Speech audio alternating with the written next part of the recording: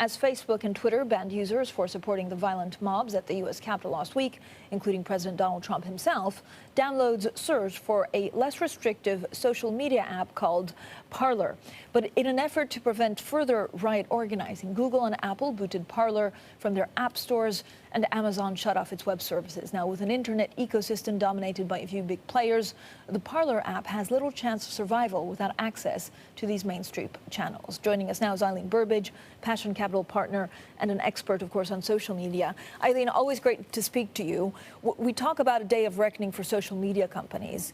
Do they get attacked for limiting, the freedom of speech and free speech, or is this the way forward?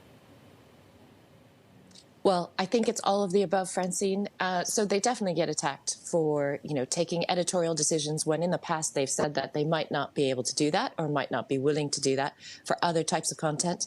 On the other hand, had they not moved to act, they would have continued to be criticized for allowing the president or other people with large platforms continue to incite violence or potentially break the platform's own sort of policies.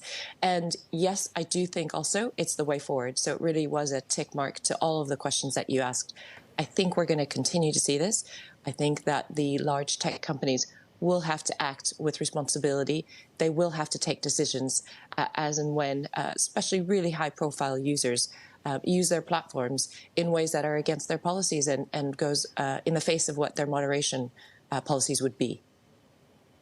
Eileen, will Trump go after these social media companies in his last week in office?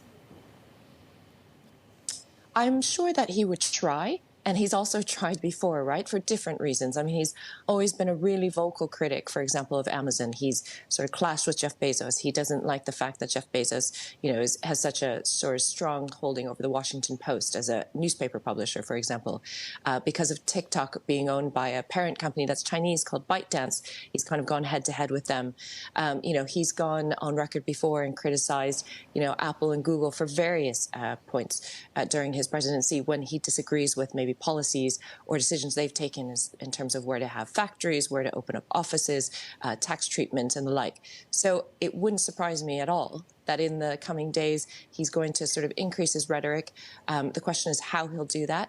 He'd already tried to get back on Twitter by tweeting from a couple of other accounts, which obviously immediately resulted in those tweets being deleted because that flies in the face of Twitter's policy. And so he would say that he's having his platform taken away. But of course, he sits right next to a press office. He's got a briefing room. He continues to have a really large megaphone. And yes, I'm sure that he will continue to be critical of the large tech companies. He has said that he would look at, for instance, trying to invest in or develop or create his own platform and his own social media network as just one example so far.